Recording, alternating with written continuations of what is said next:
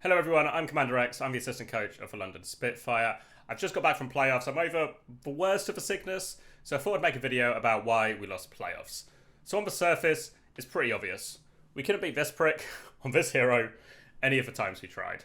So initially what I did is I made a video where I just abused and cursed out Smurf for sort of 10-15 minutes, and it was quite cathartic, it made me feel better, but then I thought maybe I can try to do something a bit more constructive. So I thought we could take a look at the matchup, some of the things we tried at LAN, some of the things that did work, didn't work, and then use the magical power of hindsight to maybe figure out what we should do if we ever get to play Boston for a fifth time. If we start with a core idea of what both teams are trying to do, the Orisa team very much wants to function a bit like a dive team, where these three guys try and get in on us, on top of our Baptiste, cause a lot of chaos and put us in a situation where we have to try and peel quite well. At the same time, this provides a great opportunity for their backline of Bastion to swing and get a lot of value as well. Whereas for us on the Rhine team, what we really like is if it's just 5 people standing in front of 5 people, then we win the damage trade. It's easier to deal with the Genji in this formation, and we think either with the sim mobility or just with the raw damage, we have greater pushback and we can just win fights in this way. And we see some of this in the first exchange here on King's Row. Initially, we're going to form quite early. We push them back. You see Smurf has to use his spin defensively. Now he's going to fortify back. But again, at all points in time, we're pretty happy with this. They're all in front of us. It's 5 people in front of 5 people. Smurf doesn't get to use any of these cooldowns aggressively. We're really happy with this. We keep putting them under pressure. We're going to force them a little bit further back. But then if we look at this next set of cooldowns, this time Smurf's going to be able to get really aggressive with him. You see here we sort of miss our window to peek him as they're walking up here. So now we're going to watch, can Smurf get on top of us with these cooldowns here? Well, he can certainly get on top of us with these cooldowns here. He's able to use his Fortify to go through the window. The Genji, the Lucio are just on top of us. So even though we actually window here, we don't get a great chance to use the window. And we're in this horrible situation where the Orisa, the Genji are all in our formation at the same time these two guys are swinging. And this is fundamentally the situation Boston were trying to create and the one we were trying to avoid.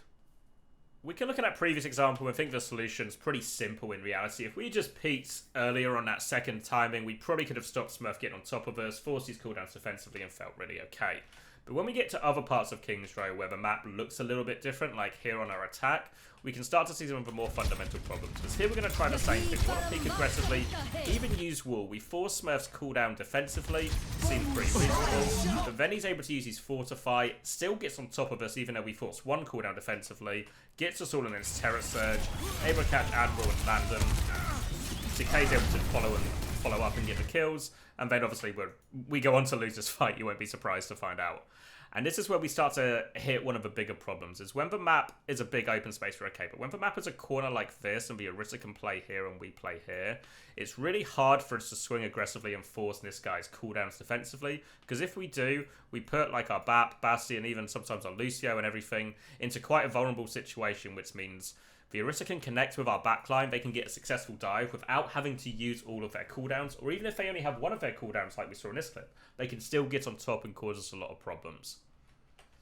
This next example is on the exact same part of the map, and we run into very similar problems. So again here, it's quite difficult for us to peek Smurf aggressively. He used his spin here, but again, immediately able to connect onto our backline, get Sparker. They managed to kill Sparker here, which really should have been very avoidable for us. We do get a nice trade from Backbone where he's able to kill Decay, so we're back to a 4v4 situation. They're going to bomb, so we just have to kill for a second.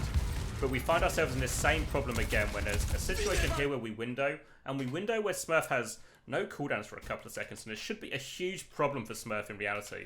But again, because we're not playing around this corner correctly, Smurf just has this really easy disengage every single time to get his cooldowns back. So even though we've actually got a great opportunity to take a load of space from this window, because we use it too far back, it's really easy for Smurf to disengage.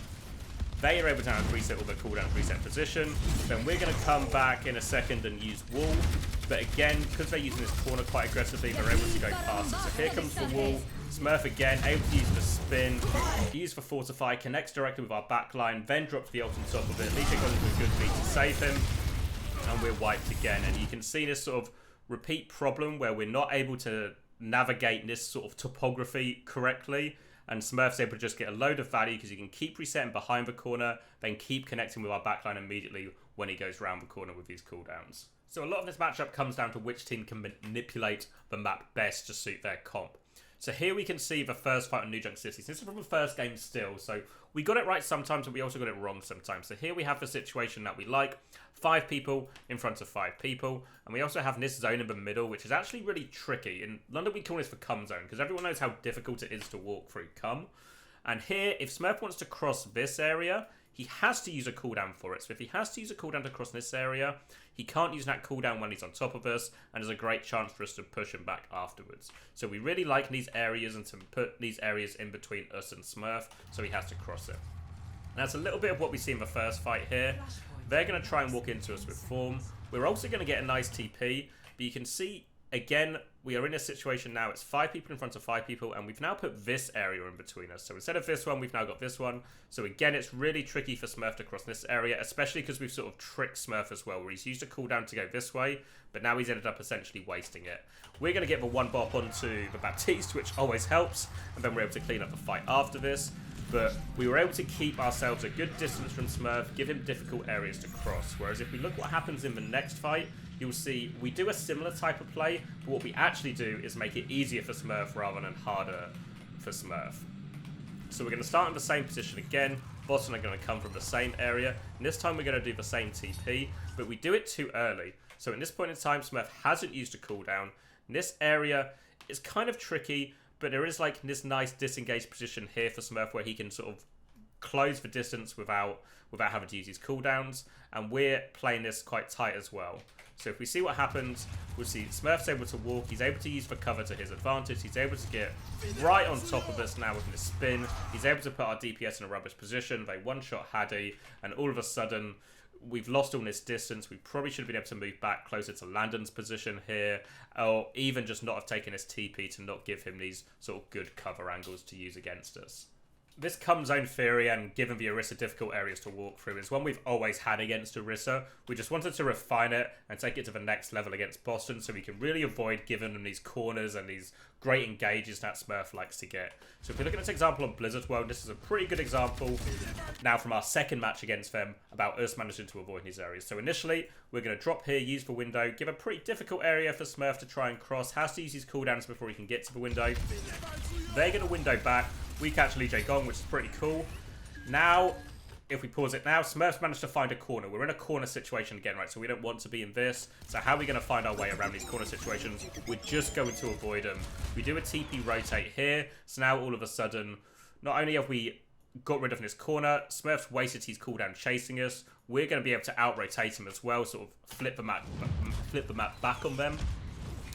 We're going to nearly be able to catch Birdring. Again, if you look at Smurf's position, and he's not really in the middle of our formation here, we're going to hit a nice shatter with Haddy.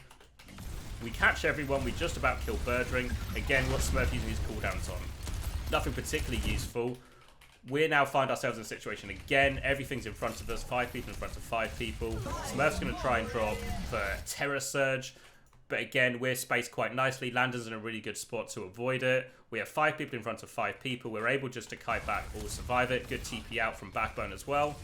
We now catch him. And now we've survived all their dives. We just get this really good, strong pushback where Backbone has full charge, Spark has formed, and we're just able to clean them up pretty straightforwardly in the end. Avoiding the corners is obviously a pretty great and effective solution at dealing with those parts of the map, but there's certain times where we can't avoid that because of either the ult situation, they have scary ults for us to TP forward versus, or it's just part of the maps where there's not really good TPs for us to be able to change it. And this is a good example of what we tried to do in areas where we had to deal with a corner fight. We still wanted to peek aggressively, but what we wanted to make sure is what we're doing with this aggressive peek isn't committing to force over cooldowns. We're trying to bait them to come in. So Landon will play a pretty staggered position back. Admiral as well will play somewhere he's not going to get caught. We just want to bait them to come in with our peak. Then when they come in, we take a step back, and then we have this really nice repush timing where Backbone probably has full charge. Hopefully we have a form coming up soon, and we can take the space like that. And this is exactly what we see here. We're going to take a little bit of a step around the corner. Again, take a note of Landon's position, much safer. We're trying to put them under a little bit of pressure. They now feel we're close enough to go. So they're going to go and commit. And look how well we've taken this step back. Suddenly, we're all the way back here. Landon's nice and safe. This blade from Decay. really not causing us all that much hassle. We're now able to walk forward. They have to get out. In this particular situation, Decay's going to make a different decision from his team and get stuck behind here. We're able to clean him up and then just walk forward afterwards. This proved to be pretty effective for us on Blizzard World in these staggered positions. We can see it in a final fight here where we eventually cap. We're going to walk up again. You can see London stagger towards the back part of the map here again, while we all try and walk up and just try and bait something out of them. They're going to take the bait, they're going to form back, Smurf's going to walk up, our disengage is really good. We even actually catch Smurf here, a rare mistake from a big man. They're going to try and double down with Beat and Blade, but again, you look at our position, it's a pretty hard commit for Decay and Lee Jae-gong to try and make work here, and because they don't have the Orisa now, there's no one to take all this aggro, so we're actually able just to focus down Lee Jae-gong and Decay and just deal with this. Beat Blade, and then from here it's a pretty straightforward, just walk in and kill the remaining guys. As well as the positional and playstyle changes, we also wanted to try some hero changes, because at this point, we'd lost to Boston quite a few times, and we didn't want to get eliminated from playoffs without at least trying a few different things to crack their comp. And the May seemed a pretty good solution to us because it gave us a lot of options in some of these trickier situations. So in some of these corner fights, if the Orisa's holding the corner, our ability to either wall her off and put some early pressure, force some early cooldowns, then probably gives us an opportunity to push forward afterwards. Likewise, if they ever want to be aggressive around the corner instead, the wall gives us a pretty nice disengaging kite tool where we even can just wall the Orisa off herself, or we can split them up and maybe make them a little bit more vulnerable than they're expecting to be. And of course, the Blizzard is pretty good in these situations, so if they ever want to walk into us or dive us, the fact that we can just Blizzard on our feet and peel with it seems pretty effective. And this is what we get in this Night Market clip right here. They're going to be hiding around this corner to go really aggressively with us. They're going to go with Bastion ult. We see it coming, we get the disengage. Ideally, we'd have liked to have Hattie with us here, but again, you can see this wall just puts this huge divide between these guys and this guy. It makes it hard for them to follow. They're going to try to keep going. Bap's going to go over the wall, which is obviously quite a nice play from him. We're able to get the mail, ultimately allows us to clean up these kills, trade them all back, and then we win the dogfight off the back of that. So you might be asking yourself, well, how did you lose then? Because you've shown us a bunch of clips of the tweaks you made and it working. But you ended up losing the second match as well, so what happened? And I think a lot of it comes down to the detail. If we look at this pivotal fight on Survasa, we need to win it to tie it up 2-2. And you look at the area we've decided to take this fight, well, this is a really nice area for the Orisa here. Got sort of a double corner here. Lots of ways for him to get huge value out of all these cooldowns. We kind of have to walk into him here. Also pretty nice areas for everyone else to play around. Whereas with the power of hindsight, if we had done maybe a slower push, where instead of going top, we had just come from main, dropped Hattie to force point, the Orisa would eventually have to come and match.